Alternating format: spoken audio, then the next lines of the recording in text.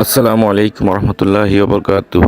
আমাদের ভিডিওগুলো যারা নিয়মিত দেখেন তাদেরকে ভালোবাসা জানিয়ে আজকের ভিডিও শুরু করছি। আমি এই গরুটিকে মোটা তাজা করতেছি।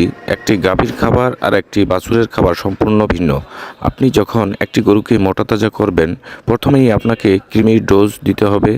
100 কেজি ওজনের গরুর জন্য 3টি ট্যাবলেট, 1 সপ্তাহ পরে আবার 3টি ট্যাবলেট খাওয়াতে হবে। কৃমির ডোজ কমপ্লিট করার পর লিভার সিরাপ খাওয়াতে হবে, তারপর জিঙ্ক খাওয়াতে হবে।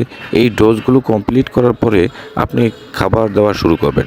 বাজারে অনেক ভালো মানের ফিড পাওয়া যায়, আমি নাম বললাম না কারণ নাম বলা নিষেধ।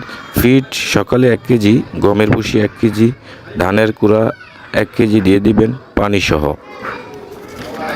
খাওয়ার পরে গরুর ডাইজেস্টিভ ক্রিয়া ঠিক রাখার জন্য ধানের খড় ও ঘাস একসাথে মিশিয়ে গরুকে দিবেন। যেহেতু দানাদার খাবারে বেশি পরিমাণ খাওয়ানো হবে, তাই জাইমোভেট পাউডার 1 দিন পর পর একটা খাবারের সাথে মিশিয়ে দিবেন। গরুর পেটে গ্যাস হবে না। একটি গরু মোটা তাজা হবে মাত্র 3 মাসে, যদি আপনি সঠিক পরিচর্যা করতে পারেন। গরু মোটা তাজা করার জন্য একটি ভিটামিন ইনজেকশন দিতে হবে। 15 সিসি দিয়ে 15 দিন পরে 15 সিসি দিতে হবে। ইনজেকশনটি হচ্ছে ক্যাটাফস ও অ্যামাইনোভিট প্লাস। ক্যাটাফস 15 সিসি এবং অ্যামাইনোভিট প্লাস 8 সিসি করে আপনি 15 দিন পর পর গরুর দুই পাশে দিয়ে দিবেন। গরুকে প্রতিদিন গোসল করিয়ে দিবেন।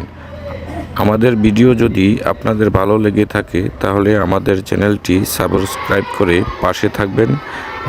আপনাদের ভালোবাসা পেলে আরও সামনে এগিয়ে যাব ইনশাল্লাহ। আসসালামু আলাইকুম রহমতুল্লাহি ওয়া বারাকাতুহু।